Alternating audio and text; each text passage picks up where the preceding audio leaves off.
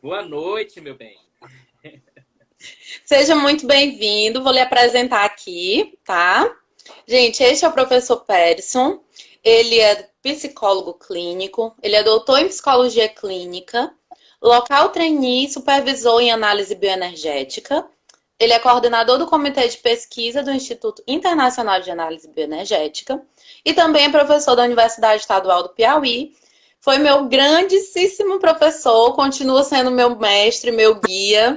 E o grande motivo de hoje eu estar aqui como psicóloga, que a partir do conhecimento que ele me repassou desde o início do curso, quando a gente fez grupos de estudo, de vivência, eu resolvi ficar aqui. E aqui estou firme e forte. Obrigada, prof. E o espaço é seu para que a gente possa conversar sobre esse tema importantíssimo. Eu que agradeço, minha querida. Estou muito feliz de bater esse papo com você. Eu quero parabenizar você pelo projeto. Eu estava ouvindo, Obrigada. né, no que diz respeito, né, à questão das reflexões acerca do autocuidado. Eu acho que esse é um momento importante, tendo em vista todo esse contexto que tão difícil que a gente está vivendo, no que diz respeito à questão da própria pandemia e no que diz respeito também a essa tensão que nós estamos vivendo de tanto no que diz respeito às questões políticas, emocionais, familiares, né? Então a gente está vivendo um contexto onde realmente esse é um tema fundamental para nós e todas as iniciativas que a gente puder oferecer de reflexão, de um olhar para si mesmo, de aproveitar esse momento de recolhimento para a gente poder fazer um olhar para dentro e pensar uma série de questões, eu acho que é muito válido. Então, hoje a gente vai Sim. conversar sobre um tema muito É. interessante e eu acredito que a gente vai bater uma bola bem bacana, porque nos Uhum. bastidores a gente já estava conversando que é algo que você também está observando, também na sua escuta, né, enquanto, Sim. né, terapeuta, que também está no nosso projeto da clínica social. De uma certa forma, você também está vivendo esse exatamente coisas desse momento do desenvolvimento que a gente vai falar aqui, né? Com toda certeza.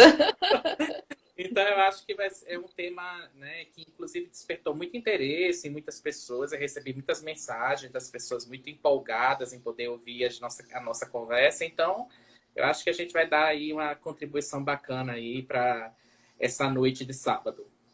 Sim, com certeza. Tem sido um tema muito pertinente, professor, na clínica, nas conversas com os amigos, porque eu acho que nesse momento dessa crise tão grande, né, de todos os lados, é, de repente muitas pessoas se viram em situações que elas precisavam resolver por si mesmas, precisaram se colocar em lugares, nesse lugar adulto, né? E até mesmo mudanças grandes de vida que a pandemia acabou gerando, né? Porque mesmo com a ideia de que as coisas pararam, mas a vida não parou. Essa questão que você falou, por exemplo, do meu caso, eu vim morar aqui 2 semanas antes da quarentena, vim morar com meu noivo, então foi toda aquela questão, sair de casa, vim para cá, aí mexe toda essa questão do tornar-se adulto. Realmente é um tema muito pertinente. Aqui estão dizendo que seu áudio está um pouco baixo. É, né? Mas vocês estão me ouvindo? Você está me ouvindo bem? Agora melhorou, tá mais alto. Pronto. Então vamos lá. Quando a gente falou dessa questão do tornar-se adulto, né, e as dificuldades nesse momento, principalmente no que diz respeito ao campo social que nós estamos passando, eu pensei numa reflexão nesse sentido, né? Você até tinha comentado, professora, vez por outra você trazia isso nas nossas aulas, né? De como muitas vezes você verificava dentro da clínica uma dificuldade muito forte no que diz respeito do que significa tomar o papel de adulto na vida das pessoas, né? E isso é fato, viu, Cleo? No sentido de que eu tenho uma clínica muito forte de adultos jovens, Uhum. ou jovens adultos, é algo que a gente vai começar a problematizar, né? Quer dizer, porque na verdade nós estamos tem vários aspectos que a gente precisa levar em consideração, mas o primeiro deles que eu queria começar a pontuar no que diz respeito o que eu observo na clínica é assim, uma dificuldade muito grande, né, das pessoas que vêm para o meu consultório de assumir responsabilidades na vida. Uhum. Principalmente responsabilidades no que diz respeito às tarefas próprias do que significa sair da adolescência e entrar nesse novo mundo, nesse novo momento, esse novo marco no desenvolvimento que é o papel adulto. E aí, muitas vezes, a sensação que eu tenho é que essa questão do tornar-se adulto se torna meio borrada na sociedade contemporânea. Me parece que as tarefas no que diz respeito a tornar-se adulto estão meio confusas. Não se coloca claramente para os adolescentes, dentro das famílias, na nossa sociedade, quais são os marcos que instauram o que significa ser adulto na vida. E aí, o que é que significa também isso em termos de desenvolvimento psicológico? Porque tem algumas questões que são importantes da gente falar. Porque o que você vai ver que toda a minha argumentação vai girar em torno de um grande fenômeno, que é nós estamos numa sociedade que as nossas crianças e adolescentes estão sendo adultizadas muito cedo. É. E quando elas chegam na idade adulta, elas regridem. Quer dizer, o que significa isso? No momento em que você traz uma série de exigências para as crianças e adolescentes no que diz respeito a altas expectativas, que essas crianças e adolescentes se tornem independentes logo cedo, que essas crianças e adolescentes passem muito tempo estudando, que elas tenham logo decisões profissionais, emocionais e expectativas de que elas se arrumem logo da vida e dependam cada vez menos da família e dos pais muito cedo, né? Você tem uma tensão que é criada por parte dessas crianças, por parte desses adolescentes, e além disso, um abandono ambiental. Então você tem uma super exigência de um lado e um abandono ambiental do outro. Então, as crianças elas não conseguem fluir num ambiente de cuidado que garanta a elas um amparo necessário para elas poderem se desenvolver no tempo delas. Elas precisam endurecer muito cedo, cumprir exigências muito cedo, porque o ambiente não está disponível. Nós temos um sistema capitalista um pouco perverso que não dá a assistência necessária às famílias para que elas possam cuidar das crianças, para que elas possam cuidar dos adolescentes. Então, as famílias acabam trabalhando muito, se distanciando muito, tendo uma ausência muito grande, terceirizando o cuidado para outras pessoas, para as escolas, para as babás, para as creches. E aí as crianças elas vão perdendo, né, esse contato, perdendo a confiança e estabelecendo um senso de si mesmos e si mesmas muito frágil. Sim. Né? E aí é o que é interessante, quer dizer, essas crianças, ao mesmo tempo, elas precisam endurecer, elas precisam se constituir sozinhas para poder dar conta das exigências adultas. E quando elas, né, o que era esperado, né? Já que eu tive uma criança e um adolescente que foi amadurecido muito cedo, o que se esperaria, acham as pessoas, né, que quando elas fossem adultas, ela já se resolveria tranquilamente, quando na verdade é exatamente o contrário. Porque é muito forte essa questão do abandono emocional, professor, porque quando a gente vai olhar, por exemplo, o contexto de Teresina, tanto de Teresina quanto do Piauí, de mandar os filhos para a escola, e aí tá numa escola que tá todo dia, tem grandes oportunidades, ou manda o filho para Teresina para ter esse estudo, e acredita-se que toda essa responsabilidade de essa educação que está sendo dada é tudo que poderia dar.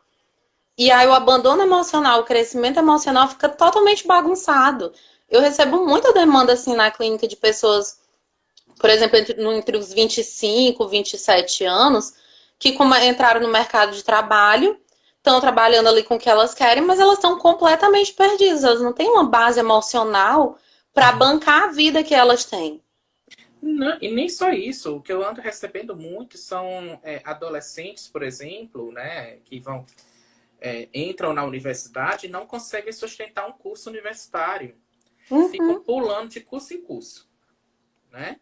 Então, faz um vestibular, aí começa um curso, não dá certo. Aí vai fazer outro, e faz outro, e faz outro. Quer dizer, é uma dificuldade, não só. Eu estou falando curso universitário, mas é uma dificuldade de se relacionar com as pessoas, é a dificuldade de, por exemplo, fica pulando de relacionamento em relacionamento, de curso em uhum, curso, né? É uma dificuldade de estabelecer que é e aí é onde a gente vai problematizar também um pouco. Será que, na verdade, o que se espera de um adulto? O que se espera de um adulto, socialmente falando, é um senso de construção, de consolidação, uhum. de uma certa solidez, que é algo que no mundo contemporâneo é muito difícil de sentir. Porque aí a gente entra em toda a questão que nós estamos vivendo na contemporaneidade, que aí vários autores vão trazer da modernidade líquida, né? No sentido de que nós tínhamos antes todo um modelo social onde você tinha claramente qual era o papel da vida adulta, que era você ter um trabalho, você ter um casamento, você ter uma poupança, tá certo? Você ter uma rotina muito pré-estabelecida de trabalho, você ter filhos, você gerar, né, cuidar das novas gerações, você ser o transmissor da cultura. Uhum. Essa era a expectativa que se tinha enquanto adulto. Era você ter uma adaptação, digamos assim, às normas sociais, porque o capitalismo é interessante. A adolescência ela surge a partir do capitalismo. A noção de adolescência ela surge depois da infância. Sempre existiu juventude Uhum. em todas as sociedades, mas a adolescência, do jeito que a gente conhece, com todas as suas características e peculiaridades, como essa fase de moratória social, de tempestade e tormenta, é uma criação do século XX. E bem ocidental, né? Isso. Porque a adolescência ela entra como um momento de desenvolvimento onde a sociedade se organiza de uma tal forma que nesse período tudo pode. Então, você pode ter dúvidas, você pode transitar, você pode questionar a sociedade, você pode se rebelar, você pode ser diferente, porque é uma fase. Hum. Tudo dentro desse quadradinho aqui é aceitável. Apesar de que hoje nós estamos vivendo numa sociedade onde se tenta esmagar cada vez mais essa fase da adolescência para tentar fazer com que os adolescentes fiquem o mais normopatas, os mais adaptáveis possível. É. Né? Não se tem mais, nem isso está dando direito dos adolescentes, né? No sentido de que poder dar uma fase específica, um enquadramento no desenvolvimento para você poder ser esquisito, para você ser diferente, para você poder, né, como as teorias do século XX da psicologia trouxeram né, de que a adolescência é esse momento do desenvolvimento onde você tem toda uma instabilidade socioemocional e uma construção de identidade. Então, se acreditava que quando você passasse da adolescência, você iria ter uma identidade um pouco mais consolidada com algumas tarefas do desenvolvimento, né? Que eu vou falar um pouquinho mais. Mas como pensar isso no mundo atual? Tendo em vista que nós temos um mundo de extrema instabilidade no que diz respeito à questão dos valores, né? Não existe mais uma força muito grande da tradição, certo? Porque o lugar adulto e o lugar dos idosos, mais ainda, são lugares da gente se tornar os guardiões culturais da tradição. Então, se você tem uma sociedade que questiona as tradições, então qual é o lugar que os adultos ocupam, né? Para completar, você tem um contexto social capitalista, né, de hipervalorização da juventude, não é? Quer dizer, e aí você tem toda uma juventude, tudo que é novo é valoroso. Tudo que você não pode ficar com o que é velho, com o que é estável. Tudo muda. E tudo circula muito rápido. E aí você tem uma pressão estética, uma pressão ética, uma pressão de comportamento, midiática, que coloca uma urgência de permanecer sempre jovem, tanto esteticamente como também no comportamento, na mentalidade. Sim. Né? Eu até comento isso em aula com os idosos, que eu pergunto assim, vocês já ouviram uma pessoa dizendo assim, ah, fulano tem 60 anos, mas tem uma alma de jovem. Aí eu questiono, eu não sei se vocês já imaginaram uma pessoa de 60 anos com uma cabeça de 20? Mas não, professor, ia ser muito difícil. Então, por que colocar o velho como uma coisa pejorativa? Tanto que nem se usa mais velho, já é terceira idade, já é outro termo para não abordar o que foi considerado pejorativo. Pois é. Então, e aí é muito interessante, porque você tem, com a quebra das tradições, você tem uma falta de referências. Você tem porque, na verdade, por que até tem uma pergunta que colocam aqui, né? Será que, na verdade, não são as tradições que adoecem? Mas, é claro, existe toda uma questão da rigidez. Uma coisa é você ter a rigidez e a repressão. Outra coisa é você não ter nada. Ou você ter falta de bordas. Porque até para você poder questionar a sociedade para o novo, você precisa ter algo que é consolidado. Quando você não tem, o que fica? Aonde é que você vai conseguir construir algo? Né? Tanto que muitos autores da sociologia trazem, né, que nós estamos vivendo uma sociedade de vapores, de líquidos, de que você não consegue se sustentar. Tudo flui muito indefinidamente. E aí trazem os novos sintomas, que são os sintomas justamente do vazio, os sintomas de desestruturação interna egóica, de corpos que não conseguem sentir sua própria borda, seu próprio limite, as questões de instabilidade emocional profunda e depressão, né? A questão do suicídio e da falta de sentido da vida, né? O desespero mediante a instabilidade e a insegurança, não é? Então, faz parte do nosso desenvolvimento humano, e aí as teorias do apego trazem muito isso, de que a criança humana, o adolescente humano, ele precisa de uma constância de cuidado. Sim. Precisa de uma constância de afeto. Precisa de uma constância de presença. A construção de uma relação de objeto. Não é? Então, quando a gente fala sobre isso, nós estamos falando da necessidade de entender que a transmissão cultural precisa acontecer, nem que seja para ela ser questionada, para ela ser reconfigurada, para ela se transformar numa outra coisa. Né? Então, não se trata aqui, né, como uma das pessoas está dizendo, de aceitar as tradições, mas de reconhecê-las e de entender que elas existem e que a história permanece.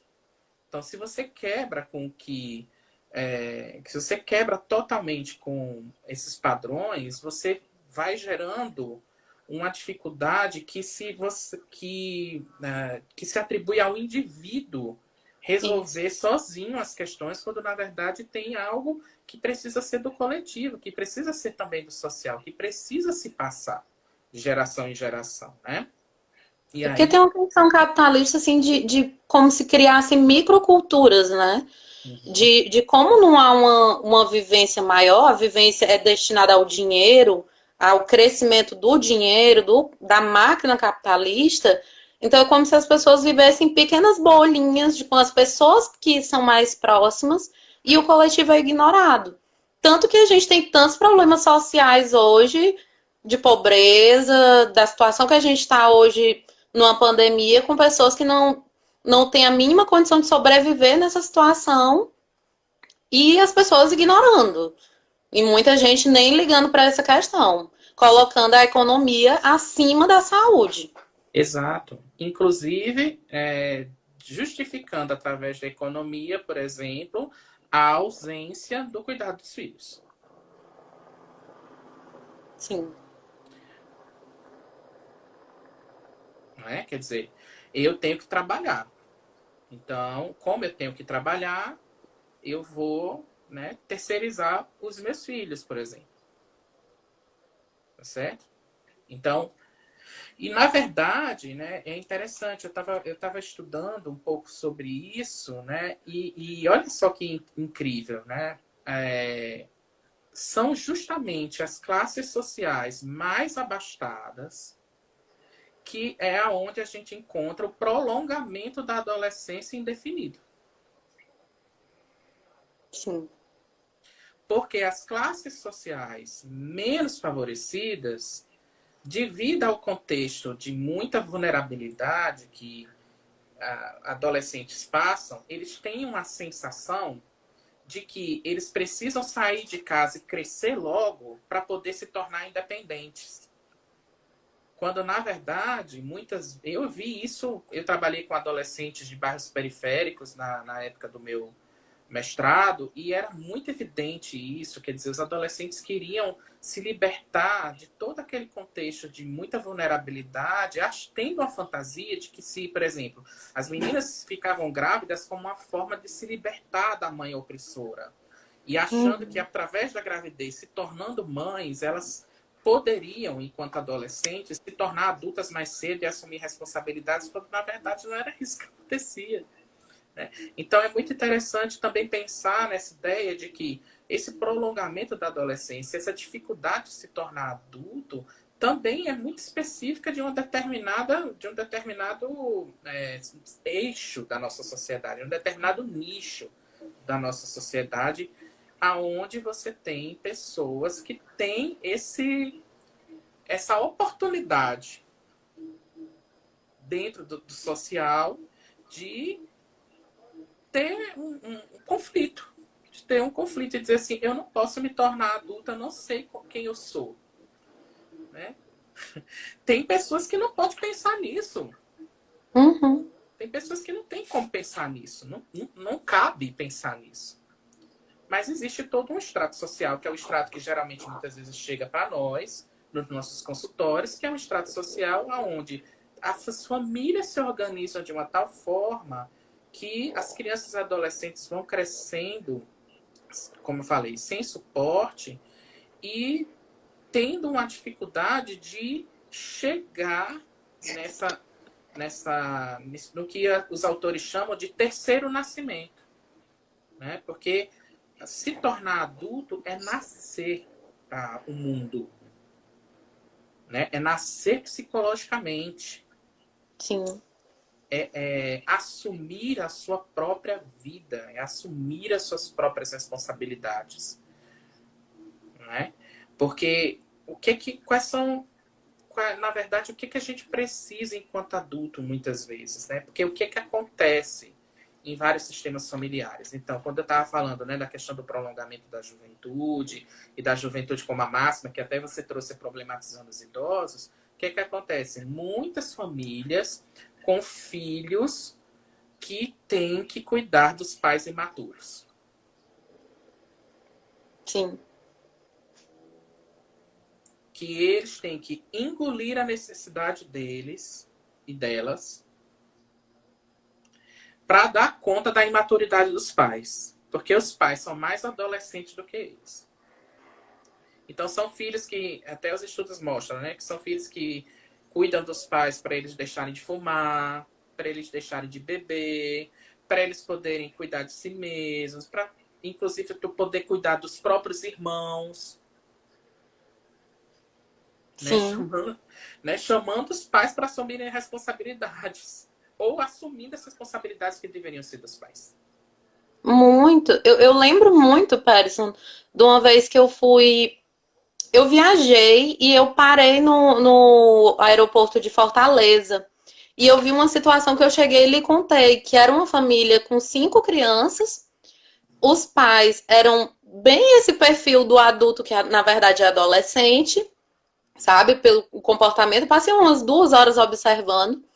E uma menininha que devia ter uns 8 anos, cuidando de todos os irmãos. E a mãe, eu cheguei a ver a mãe entregando o mais novo, que era um bebê que no máximo tinha uns 8 meses, pelo tamanho, entregando para ela.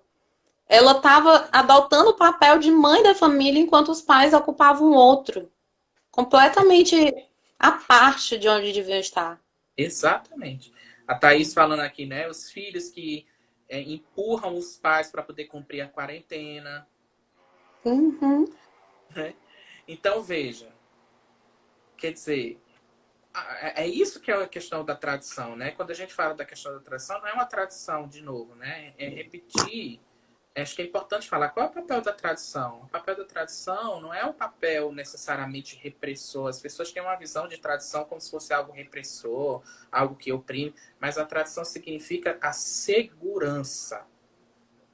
Né? Quando eu falo de tradição, é a segurança que a cultura nos traz. É a segurança dos valores, né? Que precisam acontecer dessa forma até para que eles sejam questionados. Sim.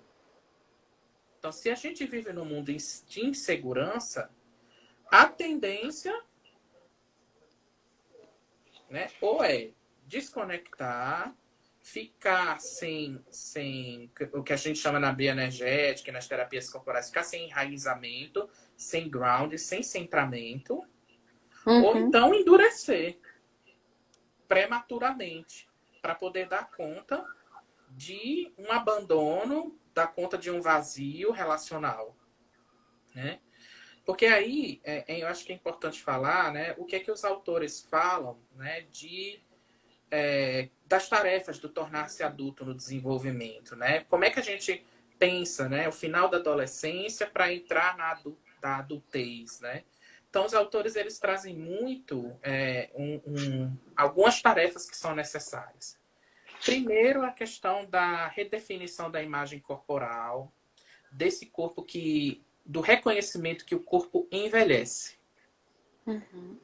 De que você vai perder o corpo da criança, de que você vai perder o corpo do jovem. Como fazer isso se a pressão é que você mantenha esse corpo jovem indefinidamente? É claro que a sociedade capitalista quer isso, porque para você manter um corpo jovem indefinidamente, você precisa gastar muito dinheiro. Sim. Não é? Então, essa é uma tarefa da idade adulta. É você aceitar que seu corpo envelhece. É você entender e abrir mão, né? É ter o luto, né? De que a infância e a adolescência já não estão mais presentes no seu corpo. De que o seu corpo vai sofrendo cada vez mais limitações, né? Outra tarefa, que essa é uma tarefa também difícil, né? Que a gente está falando aqui, fechar, né, o processo de separação e individuação que acontece desde bebê e Uhum. que vai terminar na vida adulta. Quer dizer, é o processo de diferenciar-se dos pais. Porque o que é que acontece quando nós estamos entrando na vida adulta? A relação com os pais, que era vertical, de autoridade, né, se torna uma relação horizontal, Sim. de parceria. Porque nós estamos conversando aqui de adulto para adulto. O que é que acontece, na verdade, em muitas famílias? É a perpetuação da relação de dependência vertical, aonde esses filhos se sentem culpados em assumir a liberdade de sair de Uhum. casa, a liberdade de viver a própria vida, em função das questões dos pais. Porque o que é que acontece quando os filhos saem de casa e diferenciam dos pais? É o ninho vazio. Sim. Então, muitas vezes, o que acontece em determinados sistemas familiares é que o casal vai colocando os filhos no meio entre eles. Então, você tem o primeiro filho, você já afasta. Você tem o segundo filho, você afasta. Você tem o terceiro filho, você afasta ainda mais. Na medida em que os filhos vão saindo de casa, esse casal precisa voltar a se encontrar. Só que eles já estavam distantes há tantos anos. Como é que eles vão se encontrar de novo? E aí é quando muitos filhos não conseguem sair. Porque são os filhos que mantêm o casal casado. Sim. Os filhos que foram tidos para manter esse casal, de certa forma, né? Isso. Que a própria existência fica baseado nisso, de que esse casal só existe com esse filho no meio, que eles só são família se esse filho estiver ali presente. Exato. Presente fisicamente no meio deles. Exato. E aí, Cleo, o que é que acontece também, né? É que muitas famílias e muitos pais, os autores trazem que eles fazem com os filhos uma criação de seguro solidão. Uhum. O que é o seguro solidão? É aqueles pais que dizem para os filhos: eu investi muito em você, agora eu quero o retorno. Então, se eu cuidei de você, você vai cuidar de mim. A criação de uma dívida. Exato. Então, muitos filhos não conseguem assumir o lugar adulto, porque ser adulto é ser livre. Ser adulto é ser só. Uhum. Então, como é que você vai ser adulto e assumir suas responsabilidades num contexto de culpa e de dívida afetiva? É impossível, né? Até entra a questão também desse. Eu sempre lembro de uma reportagem que teve no Fantástico, falando sobre os filhos que decidiram não sair da casa dos pais. Aí passava uma moça de 35 anos que ganhava bem, que totalmente independente financeiramente, mas não saía da casa da mãe, porque quando ela chegava do trabalho, o Nescau dela estava pronto. E era até uma coisa bem simbólica, sabe? O Nescau dela estava pronto. Que é uma coisa infantil, sabe? E aí tinha um cara que, uma família, que o filho mais novo casou e passou para o primeiro andar da casa da mãe, que foi feito para que ele casasse, continuasse ali. E o filho mais velho lá embaixo, com a mãe, porque não conseguiu casar, mas nem por isso também saiu. Então Exato. tava tudo ali. Não, fora também, a gente tá falando aqui dos pais, mas também tem os irmãos, né, Cleo? No sentido Uhum, de, veja, é muito difícil você crescer quando as pessoas estão infelizes. Porque crescer é expandir. sim. Crescer é ir para o mundo. Então, se você crescer é sentir potência, é sentir felicidade. Crescer, claro, tem isso. Crescer dói também. Crescer tem. Isso também é uma tarefa adulta. Crescer é reconhecer que a vida é prazer e frustração.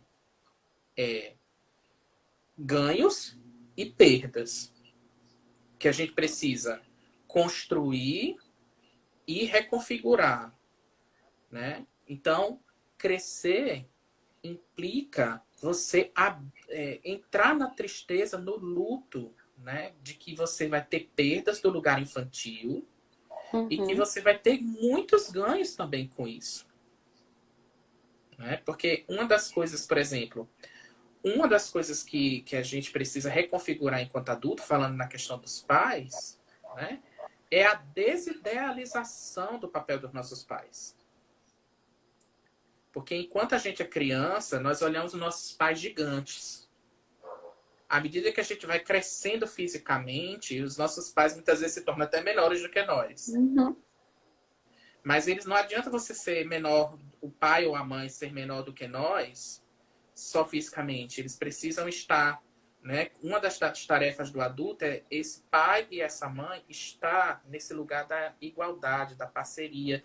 E, ao mesmo tempo, ser essas pessoas que nos servem de base, que nos dão a segurança de que, se a gente precisar, a gente pode voltar como uma base segura para poder se reorganizar, para depois ir para o mundo de novo. Porque a questão é essa. Se você tem uma família que tem um seguro solidão, é uma família que não solta o filho.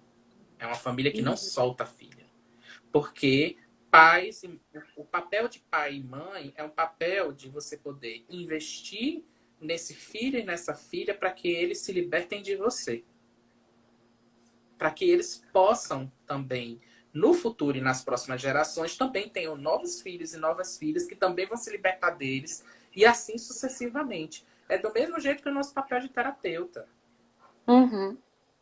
Os pacientes, eles vêm para nós para eles poderem ir embora.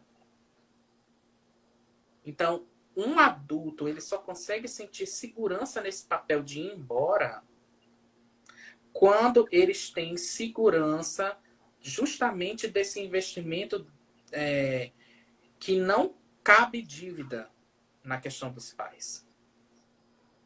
Né? Então, eu internalizo o amor que você me dá e é com esse amor que você me deu que eu vou para o mundo. Né? Então, quem está assistindo vai respirando, porque isso a gente parece fácil, mas é algo muito profundo. Sim. Né? E é algo, muitas vezes, muito difícil para muitas pessoas. Né? Eu lembro uma coisa que eu ouvi, Peterson, que nunca saiu da minha mente.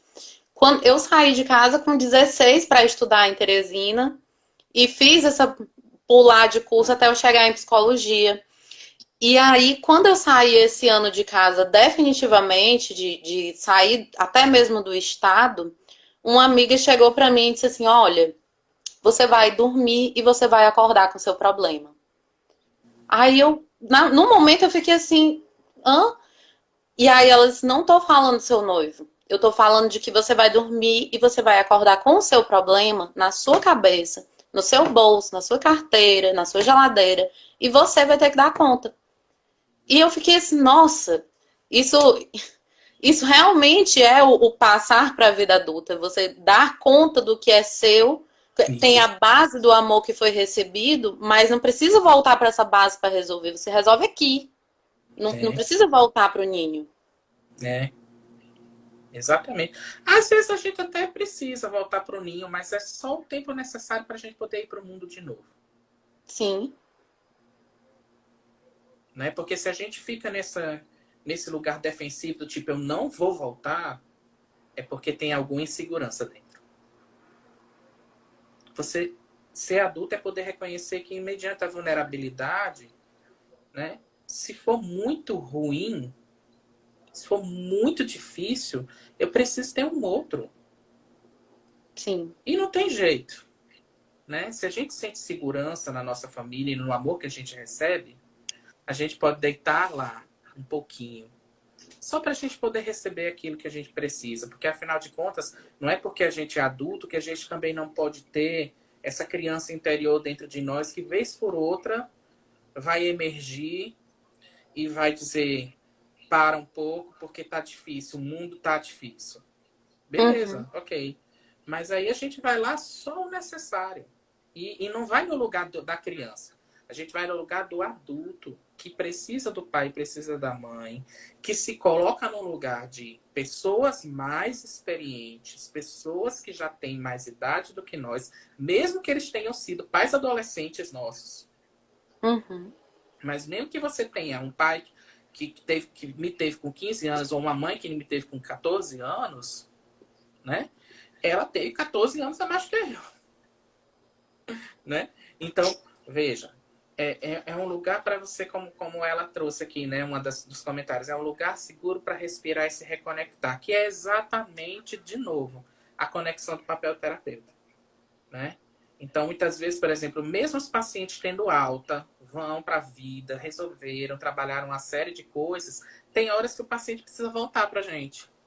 Sim. Porque entrou num momento tão frágil, tão delicado, né? Então, eles vão buscar a gente e eles passam a terapia indefinidamente. Eles passam um tempo para trabalhar algumas coisas, depois vão para o mundo de novo. É assim que acontece. Né?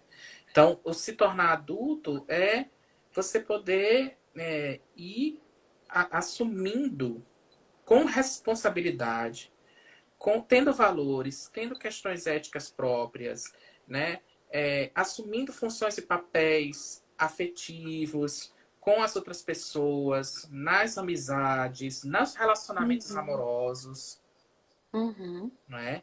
É você ter uma clareza também da definição da sua sexualidade, não é? Então você Sim. também, independente do gênero, independente das expectativas sociais, ou independente da orientação sexual, né? Mas você tem uma clareza de onde é que você caminha no afeto e na sexualidade. Existe um centramento interno que você consegue, inclusive, também bancar e se responsabilizar por isso. Sim. Não é? Que é até uma vantagem da contemporaneidade, né? Acho que antigamente isso era muito mais difícil de ser bancado na vida adulta do que hoje. Uhum. Exatamente. Exatamente. Então, é muito interessante a gente poder falar, né, dessas tarefas, porque aí a gente vai para algumas questões, né? Que, por exemplo, quais são as questões que a gente se faz? Primeiro, como é que a gente vai separar dos nossos pais? Sem culpa. Uhum. Sem culpa. Sem achar que você está abandonando o outro. Sem achar. Porque aí, se você fica preocupado que você está indo embora e abandonando o outro, você está infantilizando também os seus pais. Sim. A ideia de que tem, no caso dos pais casados ainda, é de que tem um ao outro e que mesmo que separados, eles podem manter o lugar de adulto deles. Exatamente. Né? Aí, como eu falei, né? Como lidar com o sucesso, com a autonomia e a independência mediante os pais e os irmãos? Porque existem também, muitas vezes, esses pactos de dívidas acontecem entre os irmãos. Dos irmãos que se deram melhor na vida, dos irmãos que não se deram. E a culpa de você poder ter se dado melhor na vida. Né? Como é que... Então, esses pactos, muitas vezes, são pactos muito inconscientes. Daí a necessidade da gente poder se trabalhar em terapia, porque a neurose familiar, a gente muitas vezes nem se dá conta, né? Dessas alianças que nos são impostas, né? Como ter, como não corresponder às expectativas, porque tornar-se adulto também significa se diferenciar das expectativas narcísicas dos outros sobre nós. Sim.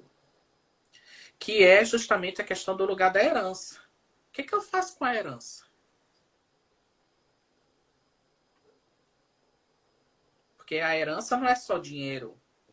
A herança é qual é o projeto que cada pai e cada mãe coloca nos seus filhos.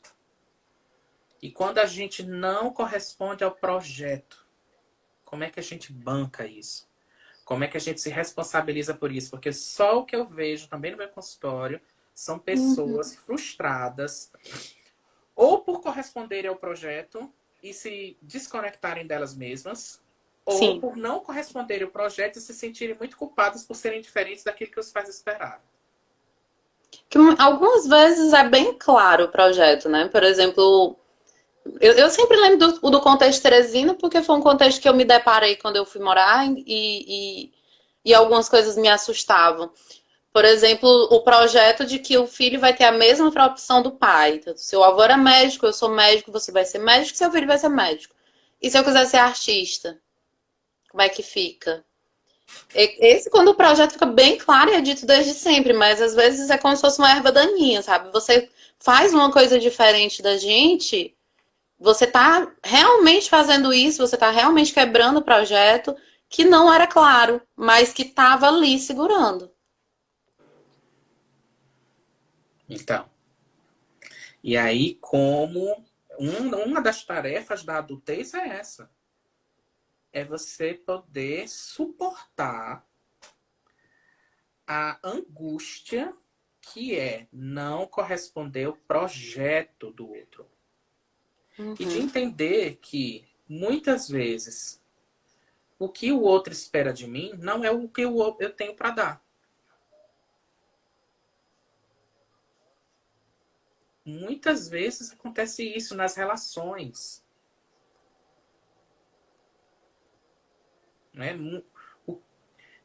E essa também é uma habilidade importante que a gente precisa desenvolver. Como lidar com a frustração do outro mediante o que eu posso dar e como eu lidar com a frustração que eu tenho mediante uma coisa que eu queria do outro, mas que o outro não me dá naquilo que eu esperava.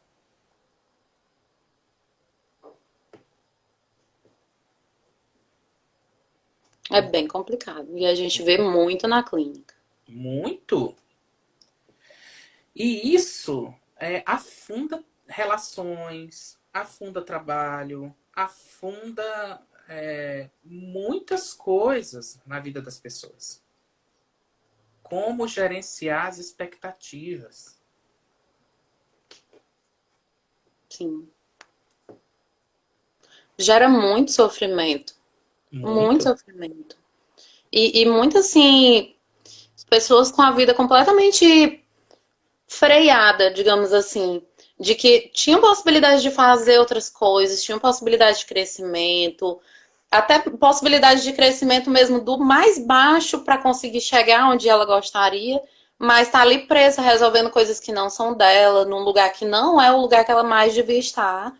E isso na clínica se repete muito. Quanto mais adulto jovem, né? Essa história do adulto jovem, quanto mais a gente atende, mais a gente vê possibilidades diferentes dessa história se repetindo. Exatamente. Exatamente. Então, quando a gente trabalha todas essas coisas, né, nós estamos pensando aqui, né, do que diz respeito à segurança e insegurança. Porque, veja, por que eu me submeto a situações como essas? Porque eu me sinto inseguro nas relações. Sim. Então, eu acabo me submetendo às expectativas dos outros, ou então eu acabo aceitando muito o que o outro tem de expectativa comigo, ou então muitas vezes eu acabo aceitando muitas vezes o que o outro, as migalhas que o outro me dá, como uma forma de manter a conexão. Então, a biodinâmica, que é uma das abordagens que eu estou trabalhando, ela fala muito que o trabalho da gente é tentar, o máximo possível na vida, equilibrar dignidade com conexão mútua. Então, muitas vezes as pessoas elas perdem a dignidade para manter a conexão. É. E aí, quando elas se frustram, elas rompem a conexão para manter a dignidade. Muitas vezes por completo. Muitas vezes por completo. Não é?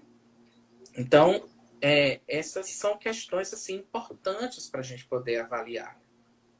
Não é? Porque é muito interessante pensar, né, de que quando uma pessoa acaba na vida dela sofrendo uma série de frustrações, elas acabam confundindo, né, o ser e o fazer. No sentido de que, como elas se sentem inseguras em quem elas são porque elas fazem para o outro. Sim.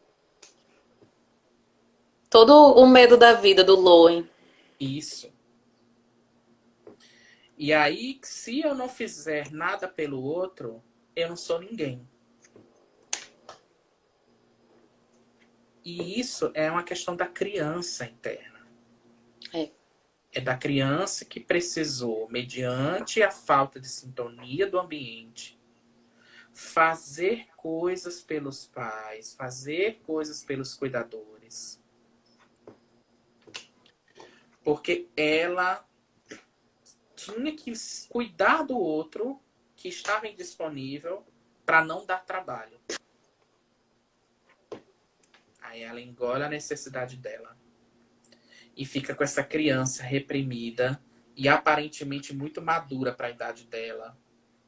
Uhum. E vai carregando essa criança frágil ao ponto de quando chega na idade adulta, ela não consegue dar conta do que ela precisaria dar.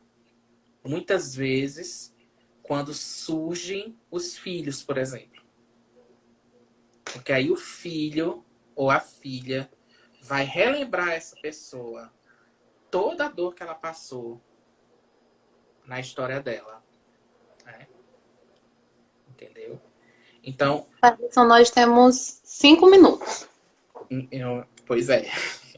Bom, isso é muito interessante, né? Você acha que você tem feito a continuação das lives que você tem feito depois que encerra ou você fecha a live nos 60 minutos? Nós podemos continuar. Eu acho que esse tema tá daquele preço. Só que eu tô vendo é emoji de lágrimas. A gente tá daquela.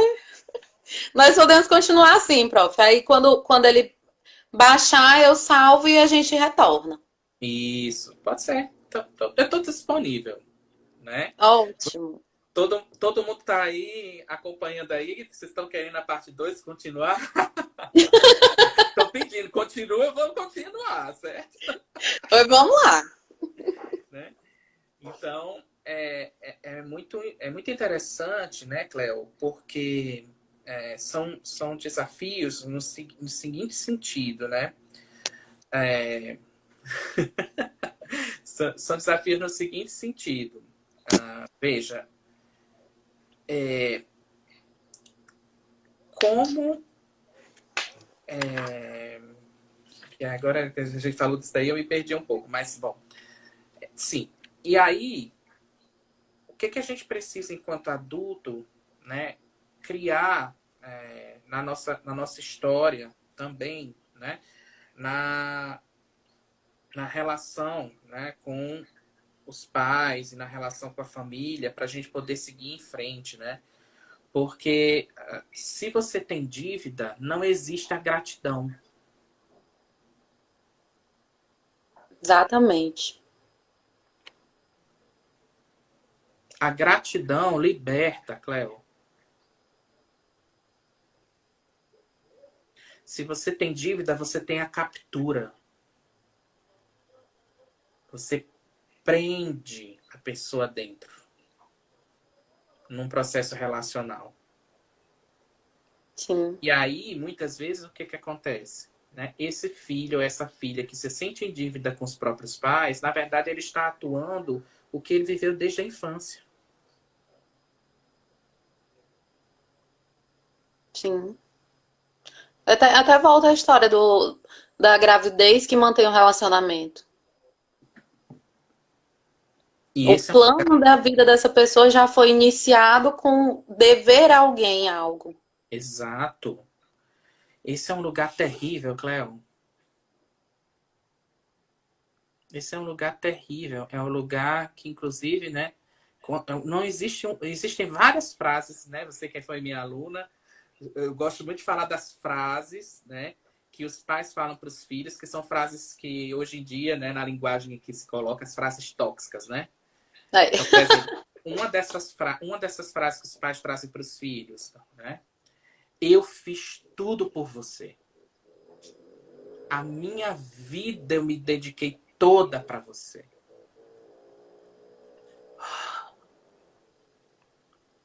Como é que eu dou conta disso? Fiz tudo para lhe dar o que eu não tive. Exato. Pronto. Você Clássica. teve tudo que eu não tive. Aí, a pergunta que se faz é: a criança precisa... Na verdade, o que você deu para essa criança, que foi o que você não teve, foi o que a criança precisou? É diferente. Não é porque você compensou sua falta na criança que era o que a criança precisa. Você deixou de ver o filho para se ver no filho. Então, Sim. eu quero que vocês entendam que todas essas questões são as capturas que se colocam e impedem as pessoas de assumir um lugar adulto na vida. Sim. Entender? Porque são essas mensagens, são essas crenças que muitas vezes as famílias colocam que trazem uma sensação interna de desamparo e de uma captura simbiótica que não liberta e não respeita a individualidade do outro e a liberdade de ir para a vida. Apareceu aqui os 20 segundos. Então, nós vamos encerrar aqui essa primeira parte e nós vamos para a segunda parte. Tá bom. Fiquem Aí vou aí só pra... saltar aqui e já entro de novo. Isso. Aqui.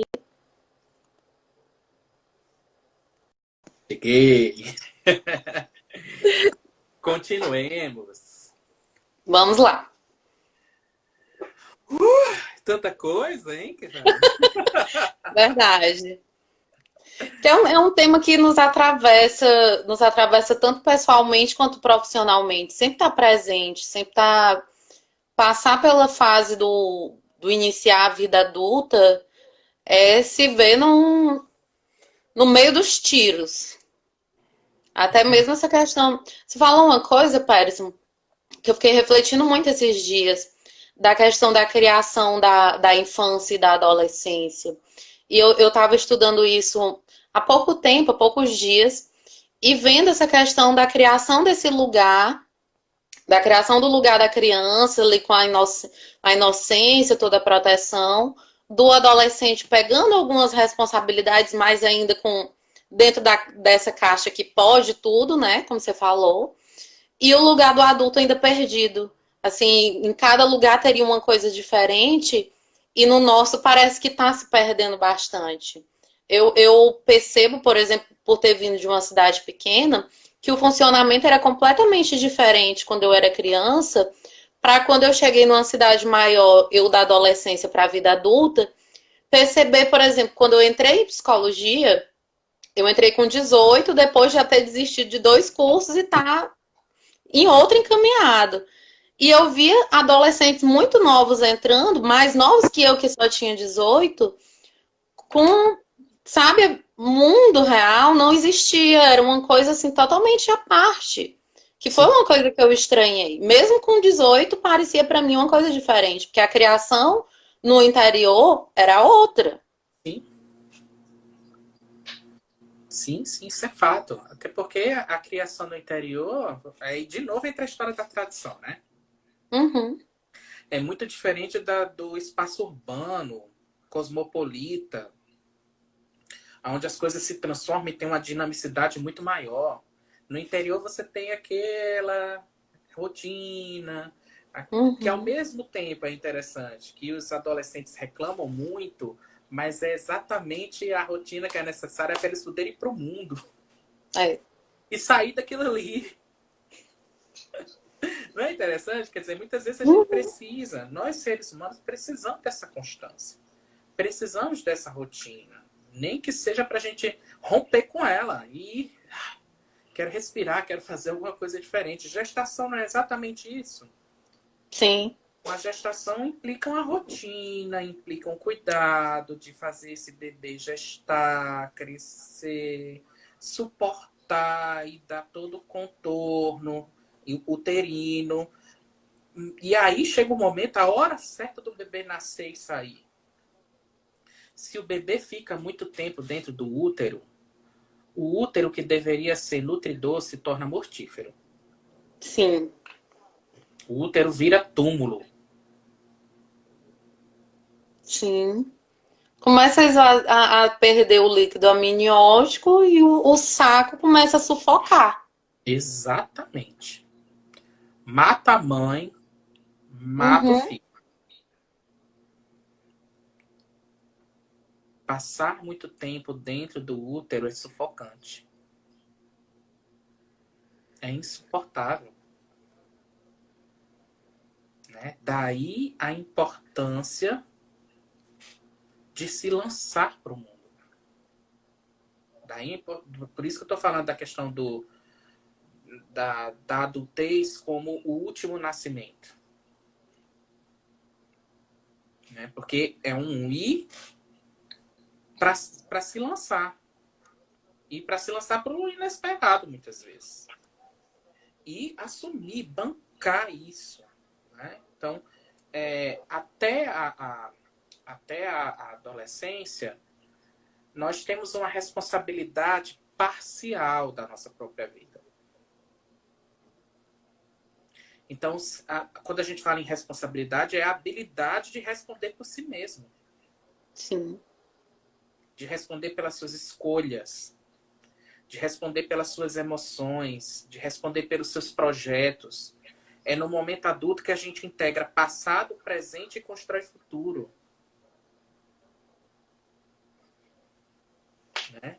Então, se a gente fosse pensar, né, qual é o grande marco da vida adulta? É o marco da responsabilidade. É o marco de que eu assumo. Eu deixo de culpar os outros. Eu deixo de culpar a minha família. Eu deixo de culpar a minha infelicidade nos outros. Eu assumo. Eu assumo. Porque ficar jogando a responsabilidade da própria vida sobre os outros é um padrão da criança. É um padrão do adolescente. No momento, a gente se torna verdadeiramente adulto quando a gente assume o preço das nossas escolhas. E toda escolha tem um preço, viu, Cleo? Às Sim. vezes alto.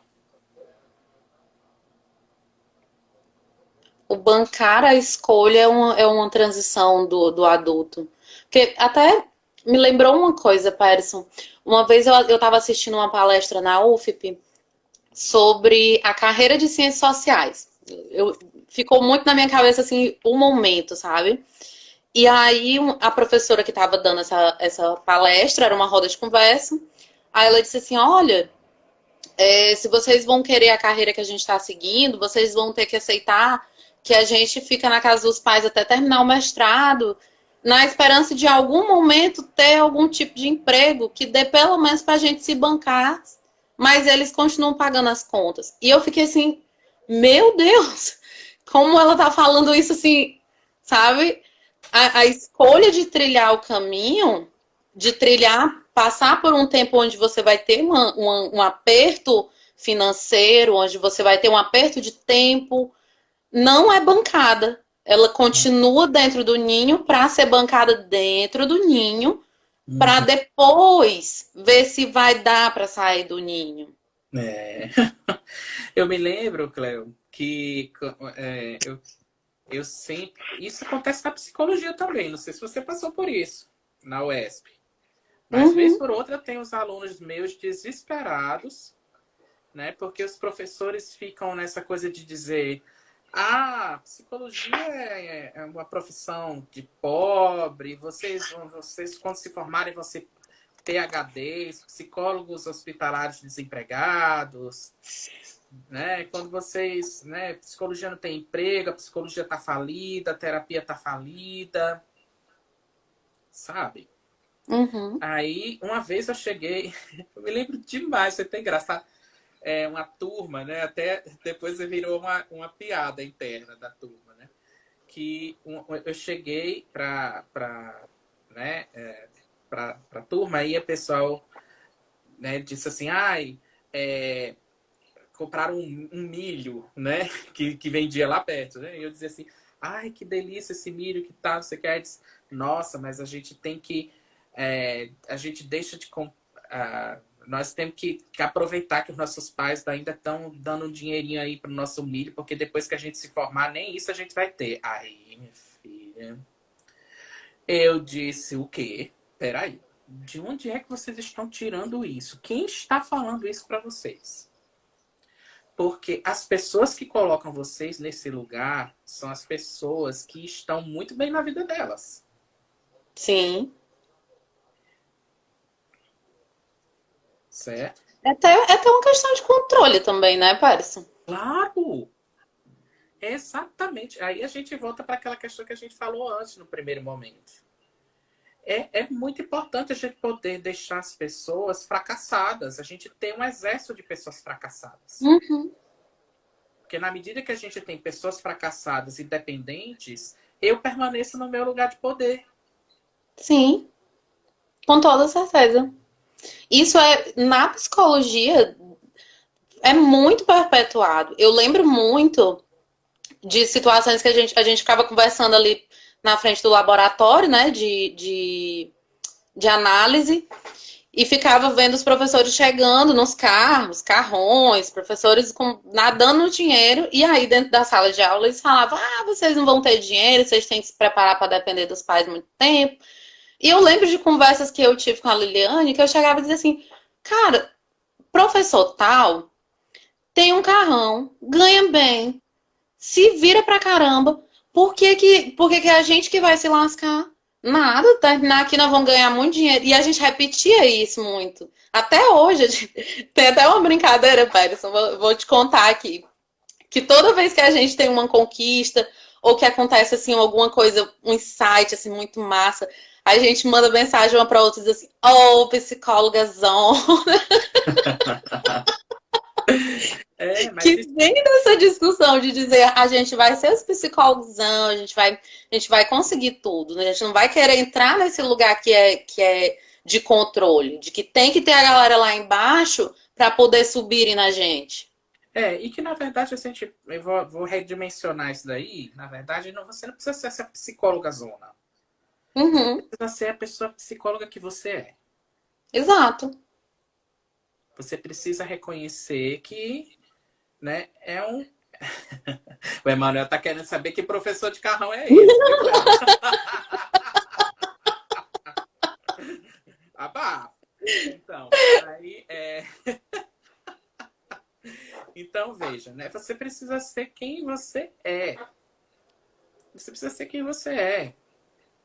E que esse crescimento vai acontecendo no decorrer do tempo. Sim, Quando a gente nasce, de novo, a história de se formar, né? A gente vai passando por vários nascimentos no decorrer da vida. Então, por exemplo, nascimentos e lutos. Né? Então, por exemplo, quando você entra na faculdade, você abre mão de uma série de coisas que existia lá atrás e nasce um estudante universitário. Quando você sai da universidade, você abre mão daquele útero que te abrigou durante todo aquele tempo e vai para o mundo do trabalho. Vai para o mundo da vida, vai para o mundo universitário. Então você vai perdendo coisas, mas você vai ganhando uma infinidade de coisas daqui para frente. sim. Então quando você tem... E aí entra a questão. Você tem segurança na sua formação? Você tem segurança no caminho que você teve? Os professores cuidaram bem de você? A universidade te deu um bom apoio? Se você sentir isso internamente, você pode ir para o mundo. Enfrentar. É isso que a gente faz o tempo inteiro. Sim. Quando a gente recebe um bom cuidado, quando a gente é nutrido, quando a gente recebe um bom apoio, quando a gente tem toda uma rede de suporte para nós, a gente internaliza esse cuidado, a gente internaliza essa segurança interna. O que é externo vira interno e a gente vai. Uhum, exatamente. Né? E a vida é um constante movimento de trazer coisas para dentro e soltar outras. Né? Então, eu trago, eu solto. Eu trago, eu solto. Né? Então, qual é o movimento da vida adulta? Eu trago a responsabilidade e a liberdade da vida para mim. E eu solto a necessidade da aprovação dos outros. Eu solto a necessidade de depender dos outros. Eu solto a necessidade de simbiotizar com as pessoas. Uhum. Eu solto a ilusão de que eu sou um adolescente eterno, né? Eu vou adentrando na realidade. Sim. Estar adulto é desiludir.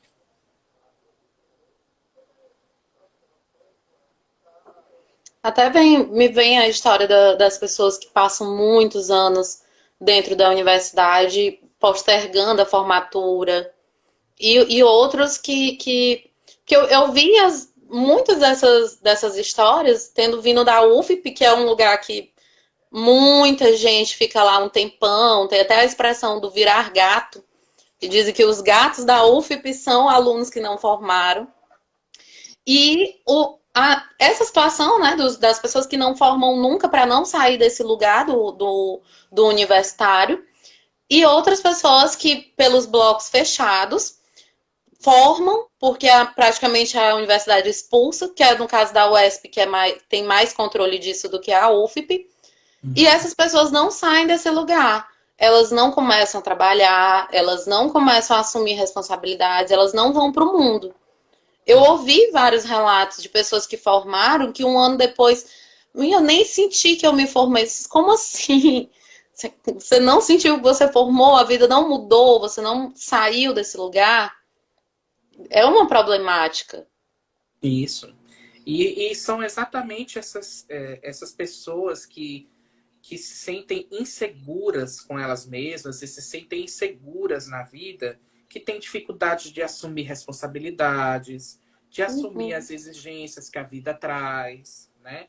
Que muitas vezes entram num processo de pessimismo, de que nada vai dar certo, de que tudo vai dar errado, não adianta fazer nada porque eu vou ser sempre fracassado, né?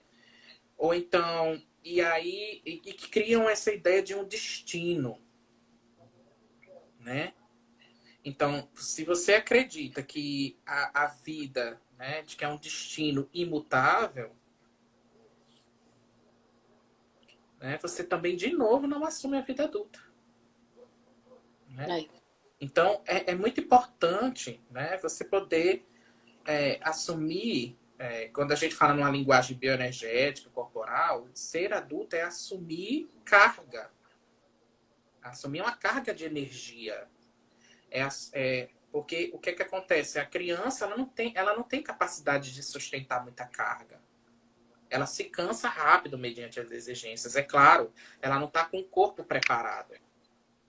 Né? Então, por isso que você precisa cuidar, você precisa nutrir, você precisa dar sustentação ambiental para que a criança possa sentir de dentro, né? No caso de fora, internalizar dentro, uma Uhum. segurança interna. Né? E aí, o que acontece muitas vezes com essa insegurança?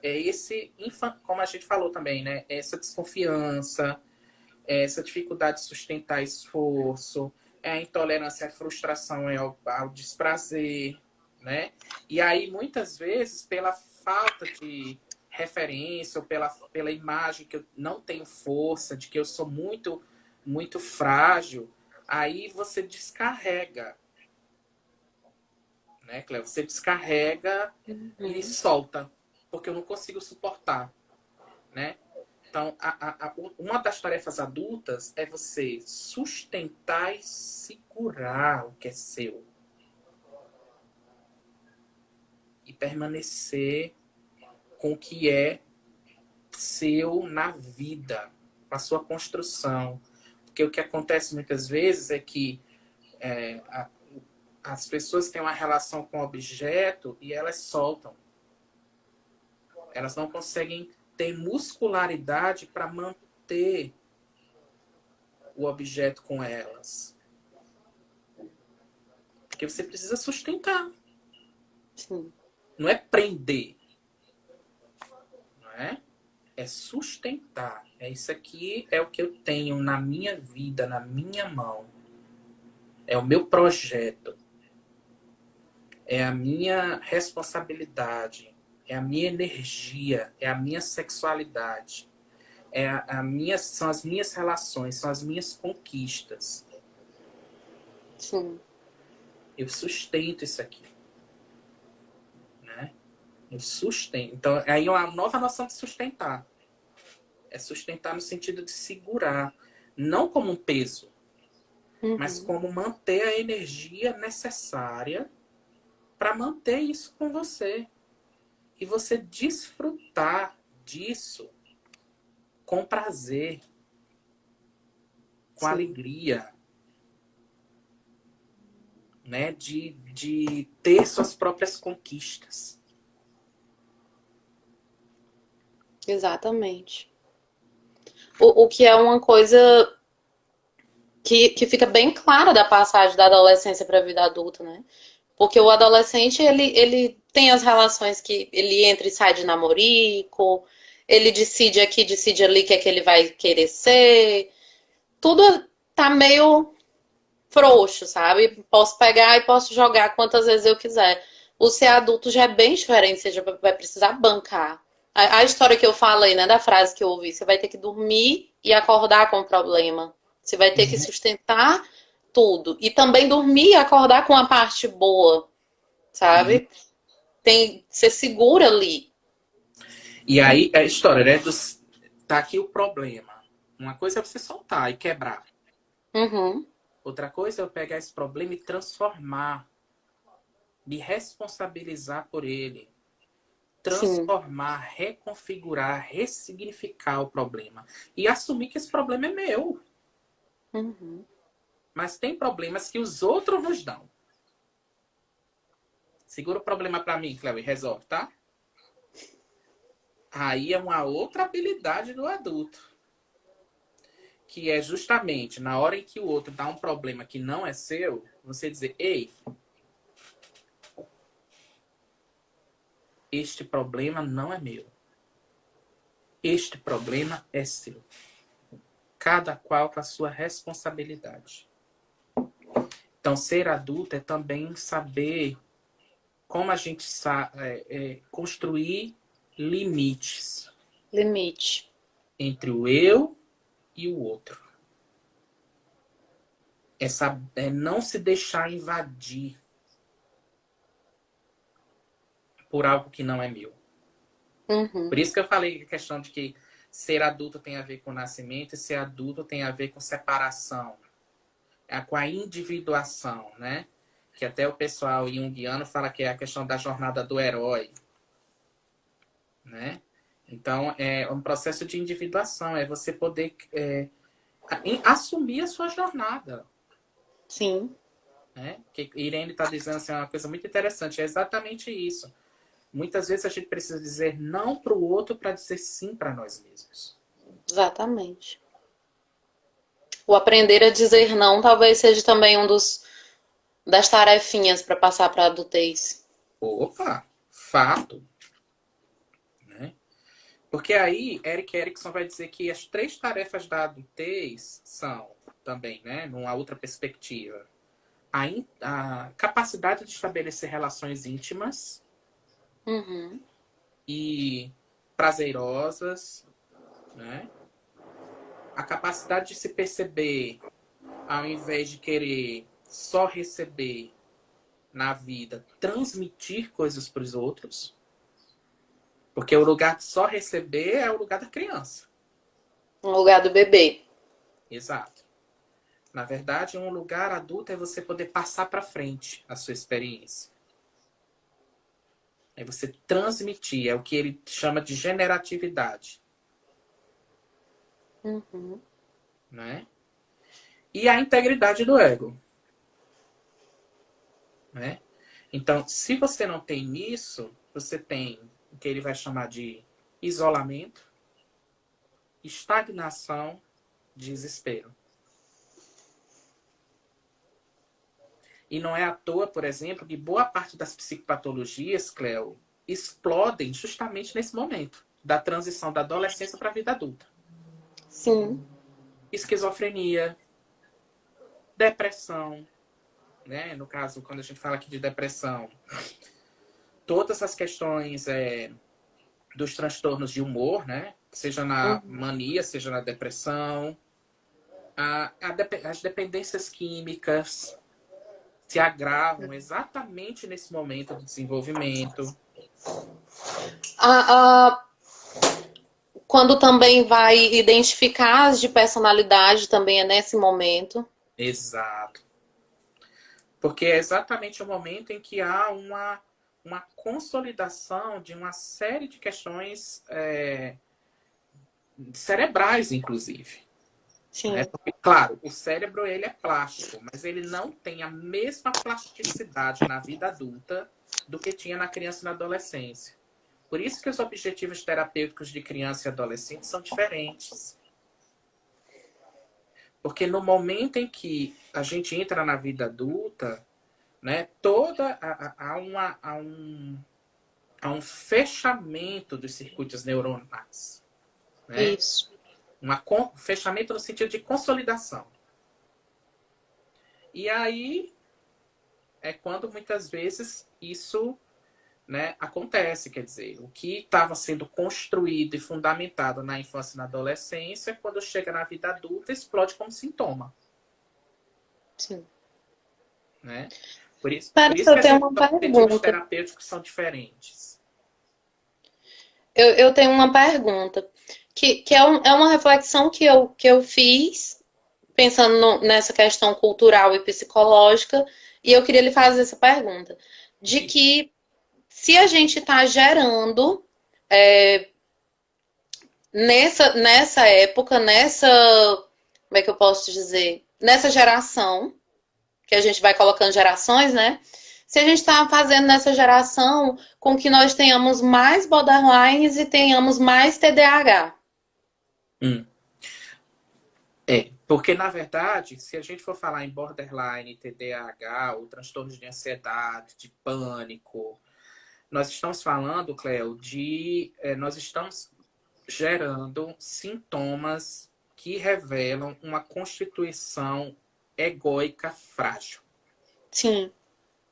É isso que a gente está. É isso que está acontecendo. Né?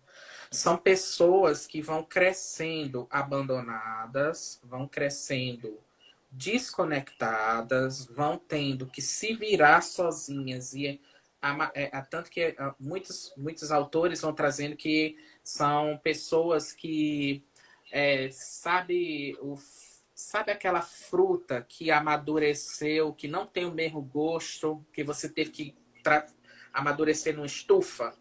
Uhum. Ela tem um gosto meio estranho. Sim. Né? Então é um pouco Rancento, isso. como a gente chama. Isso, exatamente. Então, são pessoas que precisam, tá certo? São pessoas que têm uma dificuldade de regular suas próprias emoções.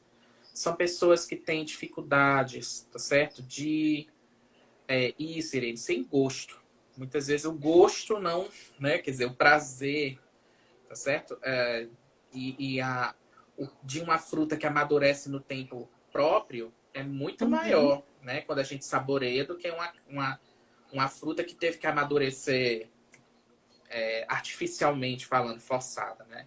Então, quando a gente Aqui fala perguntaram que são pessoas egóicas fracas. isso, não, frágeis, né? Fraca não, frágil, né? Eu... Então, porque escreveu fraca. tem pessoas que têm um ego frágil, né? São pessoas que têm uma dificuldade de autorregular as emoções, são pessoas que têm muita impulsividade, não conseguem conter seus próprios impulsos e agem muito rapidamente, né? São pessoas que muitas vezes, por exemplo, têm uma dissociação muito grande entre o pensamento, né? Inclusive, isso é muito comum. Crianças que tiveram que amadurecer muito cedo, elas se refugiam na mente e desconectam do corpo. Então, elas se tornam pessoas altamente inteligentes, elas entendem muito as coisas teoricamente, mas elas não conseguem dar nome aos sentimentos delas. Elas ficam desconectadas do que elas sentem, quais são as sensações no corpo, nas emoções. né? Então, o ego frágil é um ego que muitas vezes tem uma incapacidade de colocar em palavras aquilo que a pessoa está sentindo.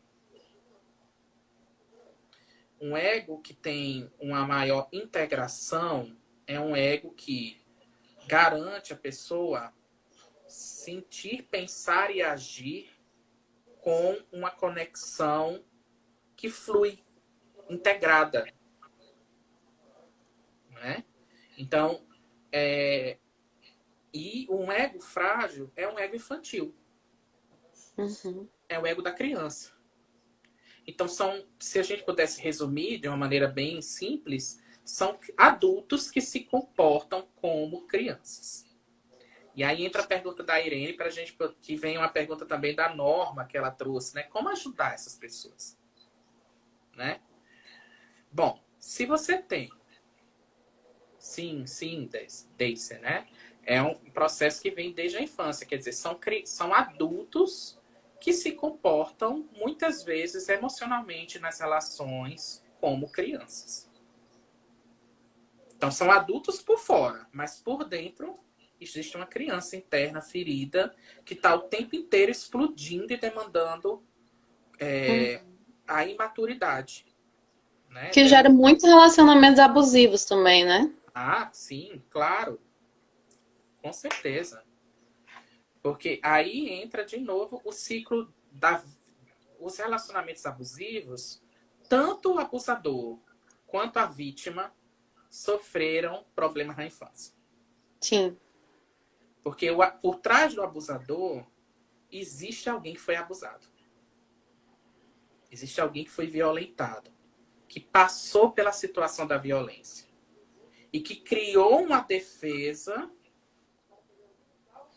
num pacto interno com a criança de dizer: eu não vou passar por isso nunca mais. Então eu vou me identificar com o agressor e você tão agressor quanto.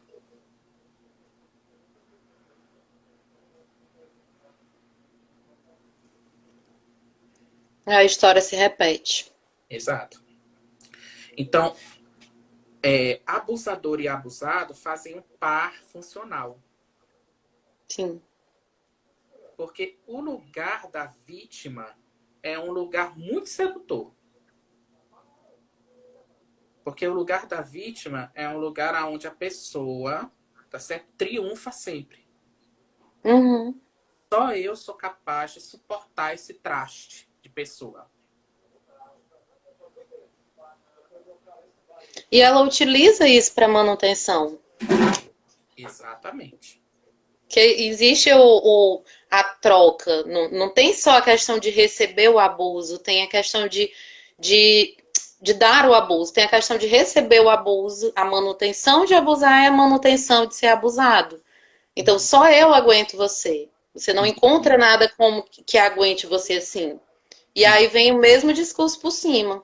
Você não vai ter ninguém que lhe proteja como eu lhe protejo, não vai ter ninguém que lhe dê o que eu lhe dou. E aí Isso. fica sempre. E o ciclo da dívida. Exato. E o Sempre ciclo da dívida. dívida. E o ciclo da dívida.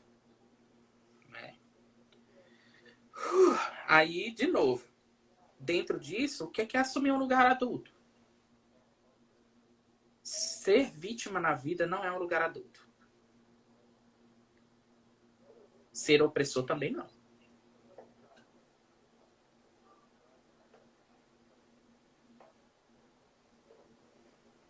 Porque o opressor precisa assumir a responsabilidade, assim como a vítima também. Os dois precisam enxergar isso. Isso. E é difícil, não é fácil. É muito mais fácil você ficar... Claro, a vítima precisa, em determinadas situações, uma vítima precisa ser protegida? Precisa, claro. Uhum. Mas a vítima precisa encontrar o lugar de se autorresponsabilizar pela própria situação. Sim. Porque senão ela vai criando um ciclo de reforçamento, de sofrimento num looping que não acaba. Porque, afinal de contas, ela tem essa gratificação inconsciente.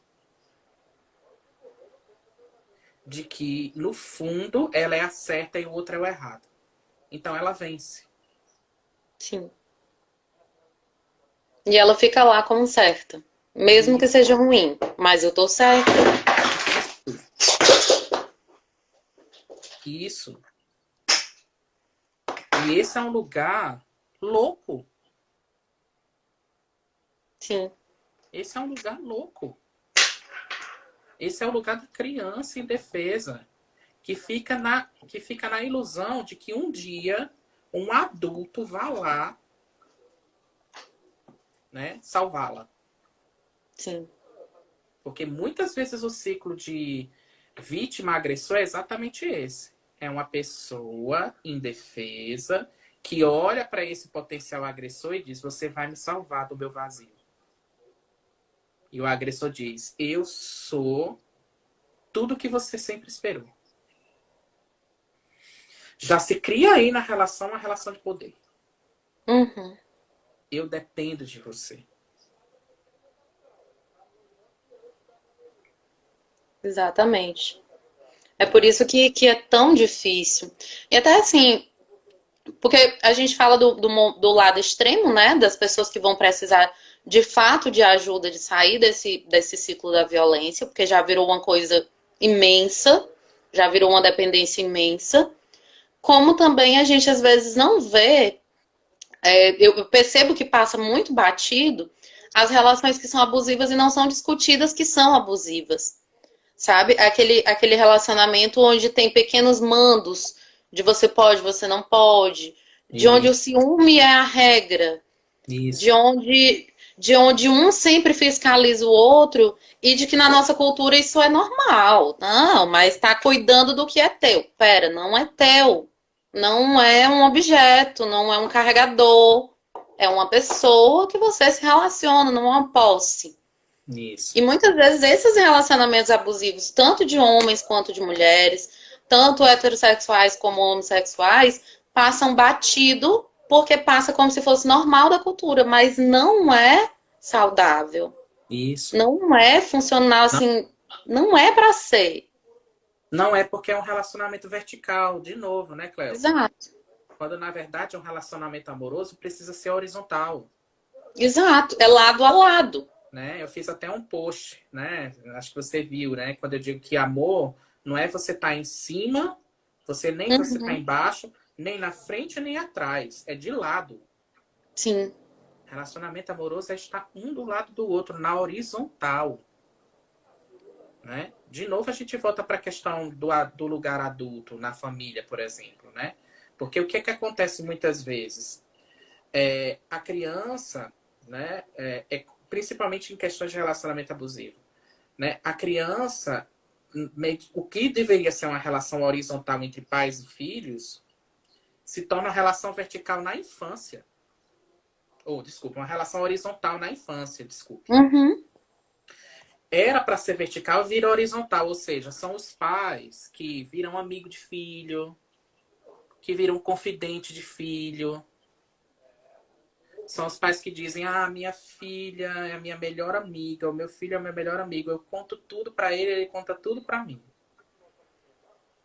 Muitas vezes compartilho até mesmo sobre a sexualidade. Exato, isso é um equívoco. Aí começa o abuso, Uhum. começa a confusão. Quando, na verdade, a gente só consegue ganhar uma horizontalidade na hierarquia na relação com nossos pais quando a gente é adulto, Sim.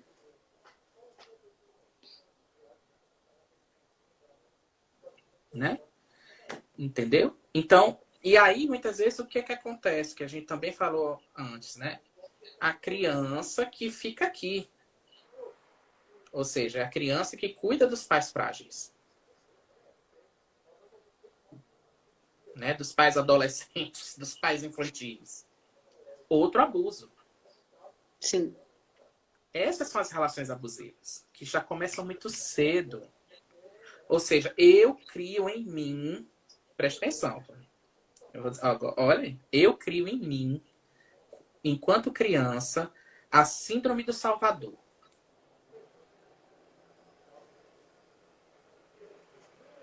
Sim. Então, nas relações abusivas existe muito isso. É alguém tendo uma fantasia de que vai salvar o outro. Eu vi essa semana, era um post falando sobre síndrome de Wendy, que é a menininha do Peter Pan, Uhum.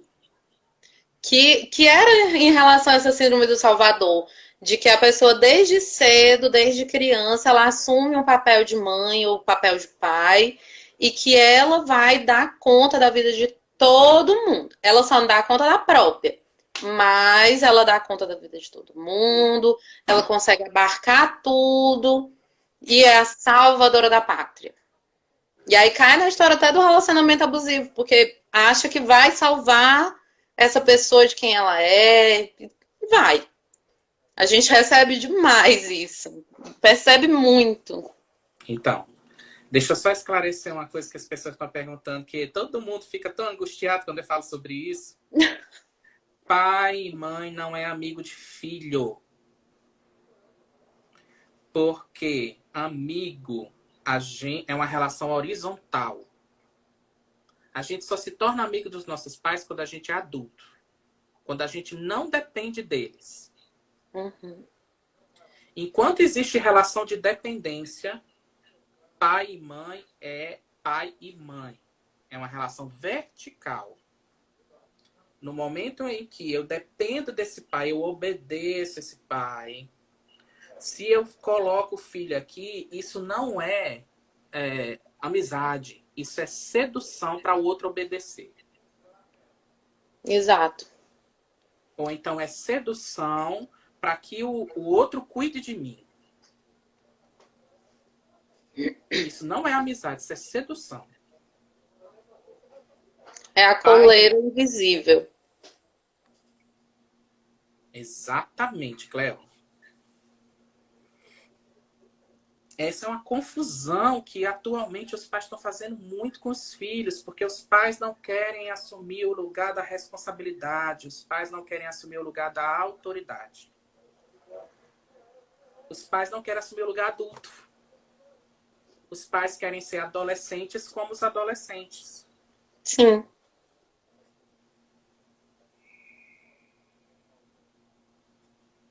Né?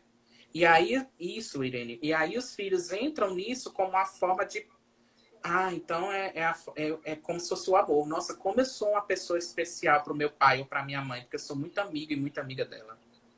Aí eu dou um exemplo, só para vocês terem uma noção, né? Que eu dou nas minhas aulas, as pessoas ficam chocadas, mas elas entendem perfeitamente.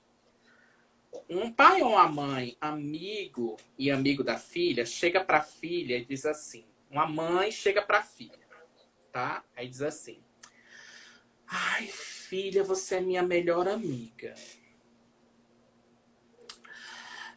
Tá, então eu quero conversar uma coisa com você, minha filha. Ô, minha filha, o seu pai é tão broxa na cama. Seu pai, olha, filha, eu não sei mais o que fazer para excitar o seu pai, para dar prazer pro seu pai. Eu já comprei calcinha diferente, já comprei camisola diferente, já fiz várias coisas com o seu pai. E eu não sei mais o que fazer. Minha filha, me dá uma dica, você que é jovem. Me dá uma dica de como é que eu posso chegar e fazer alguma coisa interessante para seu pai. Né? Não dá um incômodo? Uma mãe conversar isso com a filha? Mas isso é uma conversa que entre amigas pode rolar, não pode? Mas não cabe entre pai e filha. Exatamente, é uma conversa. Então, eu trago esse exemplo, que é um exemplo extremo, para vocês entenderem que pai e mãe não é amigo de filho. Com amigo a gente pode conversar tudo. Com os pais, Exato. não. Porque os pais ocupam um lugar de limite.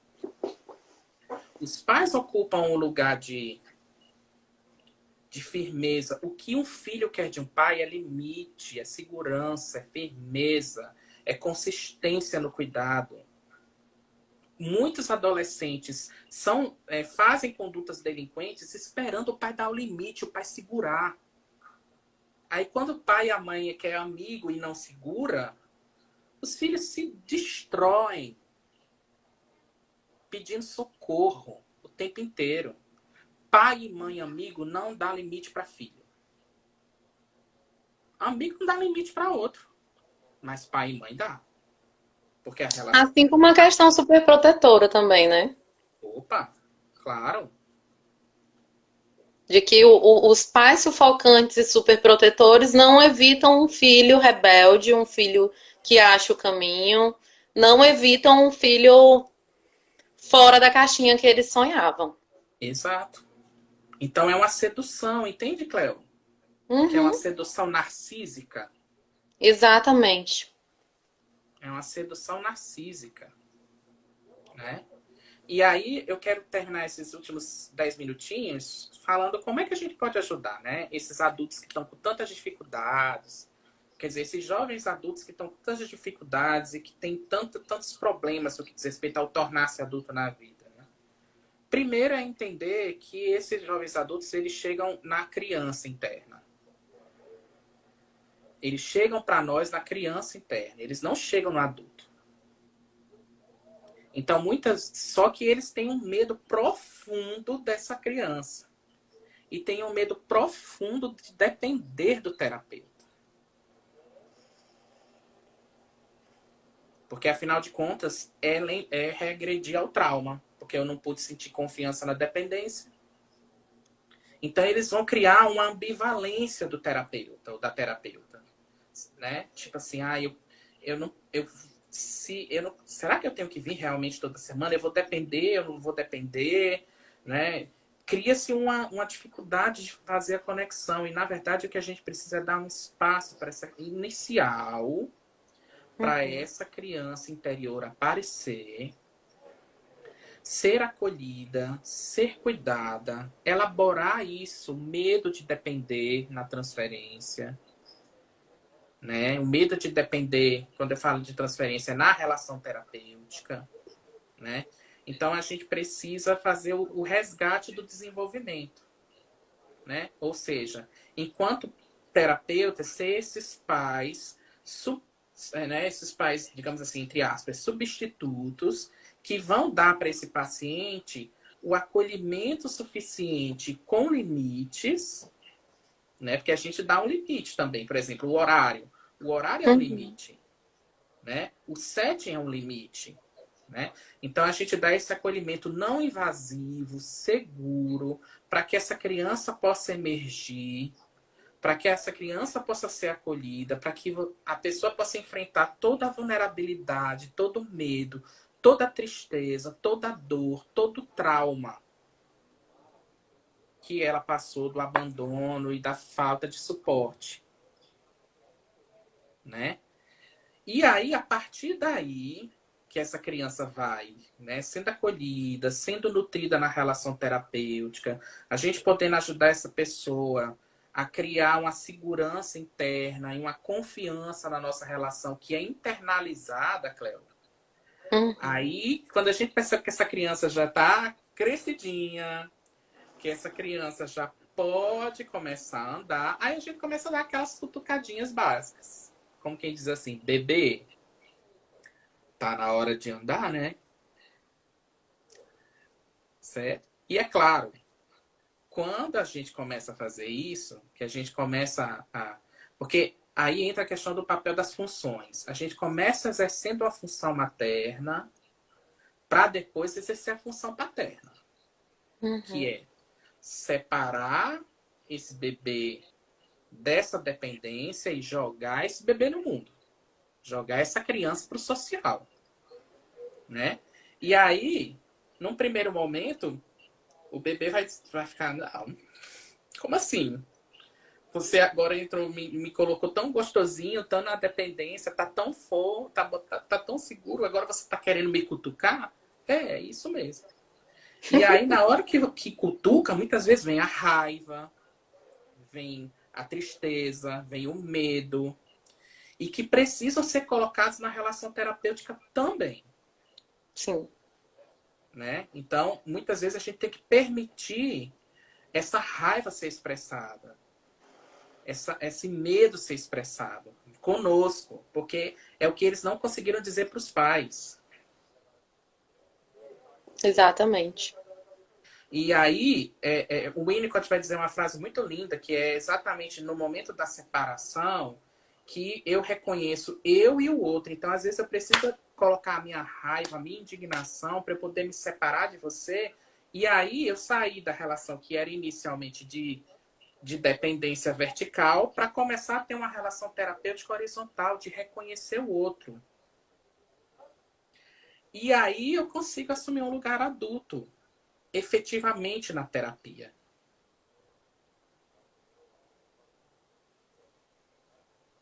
Né?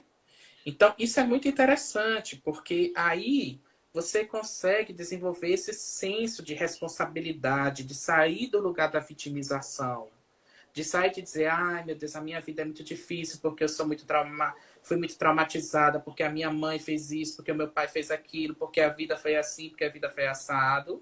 Ok, tudo bem, perfeito, foi muito doloroso, lindo e maravilhoso. Mas, ok, a partir daí, o que é que você vai fazer com isso? Né? Daqui Exatamente. para frente, o que é que você vai fazer com isso? Né? Aí é quando você assume uma postura existencial né, como diz Sartre, né? Não importa o que fizeram conosco, mas o que a gente faz do que fizeram Do que conosco. quiser. Então, de novo, essa é uma postura adulta. Uhum. Não é ficar reclamando do passado, mas é a partir do passado o que é que eu posso configurar no meu presente para me lançar no futuro. Né? Então, reconhecer que o processo de ajuda terapêutica do jovem adulto confuso, inseguro, significa reconhecer a dependência inicialmente numa função materna, começar a trabalhar na construção de limites e no incentivar as iniciativas de dependência e separação, independência, autonomia e separação, que vai ocasionar muitas vezes uma transferência negativa, que é necessária aí nesse sentido. O paciente pode desidealizar o terapeuta, como ele precisa também desidealizar os pais.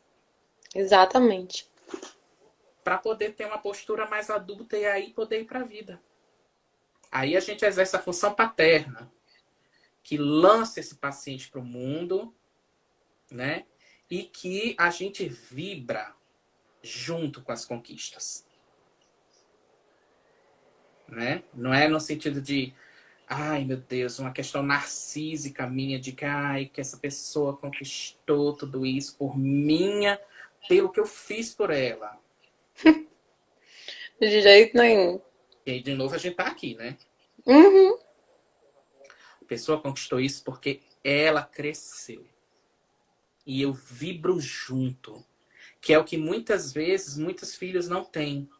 A possibilidade de ter uma família que vibra junto na felicidade. Que vibra junto na alegria das conquistas. Sim. E que uma das questões que é interessante para a gente ir fechando, né, de se tornar adulto, sabe, Cleo? É quando a gente não precisa mais nem disso. A gente não precisa, porque muitos adultos têm uma queixa de dizer, nossa, a minha família, faço tantas coisas, eu cheguei em vários lugares e ninguém me reconhece. Uma das tarefas de ser adulto é você abrir mão desse reconhecimento. Exato. Porque Já não faz diferença. Porque esse reconhecimento também é uma captura afetiva infantil. Exato. Acho que já dei recados suficientes por hoje, não já? Eita, que segunda-feira começa a terapia por causa dessa live.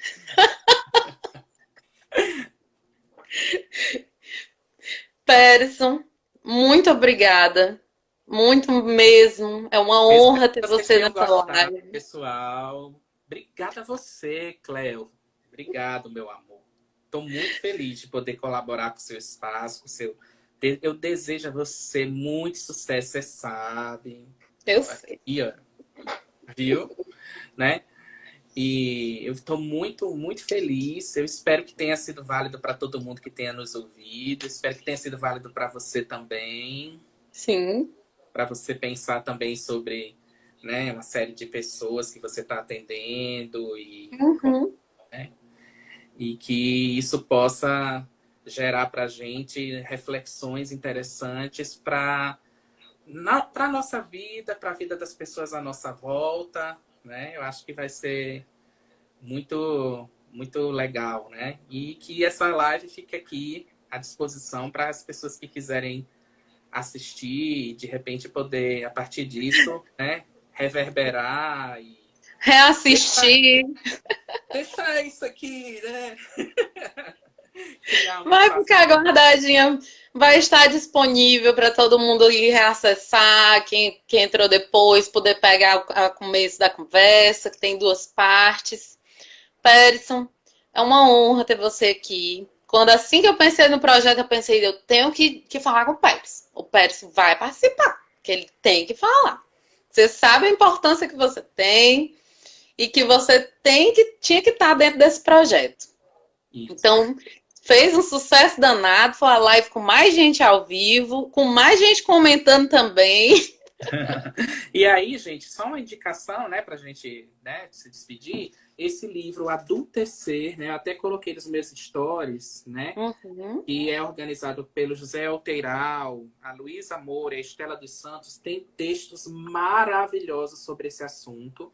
Adultecer, a dor e o prazer de tornar-se adulto. Então, fica aí a dica de leitura para vocês, que é uma leitura sensacional.